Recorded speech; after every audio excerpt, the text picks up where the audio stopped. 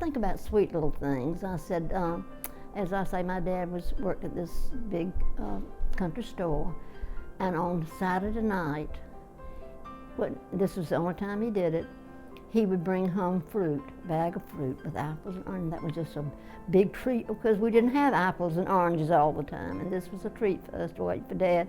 And he worked, as I say, 6 days a week, and I don't recall what time he went to work, probably, 7, 8 o'clock, came home for lunch, took a little nap, went back to work, came home for dinner, went back to work, and worked till 9 o'clock at night.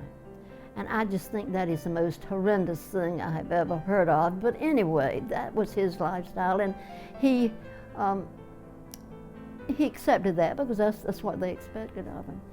And as I said, and I guess it was part of his salary that we had. The house that we lived in belonged to Bass Brothers, and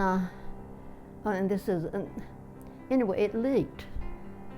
And my dad was a sweet, nice man, but he put off everything. I mean, if something needed to be done, it was going to be. My mother would say to Henry, "This needs to be done." He said, "Annie, I will get it done." And of course, then again, it would be the same thing. So, and my mom had told my dad, "This house has to be.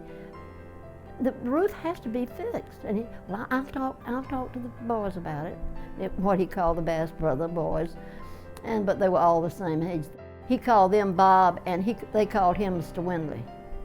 Everybody had much respect for my dad, which we all felt very proud of, because at that time, hardly anyone went to college, and my dad graduated from Atlantic Christian College, and that was always a sense of pride for all of us, because actually he was the only person we knew that at that time that had been to college.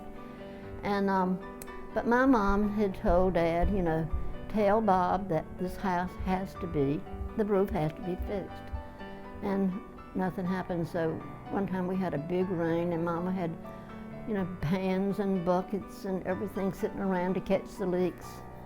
She goes storming up, and I think maybe I'm just a tad like my mother. She goes storming up to Bass Brothers, and she finds Bob, and she says, "Our house leaks, and I want you to come and take a look, and when you come, bring your boots." And she stormed back out. The next day they were there repairing the roof. So there has always been a fond memory of me and my mom storming to the store.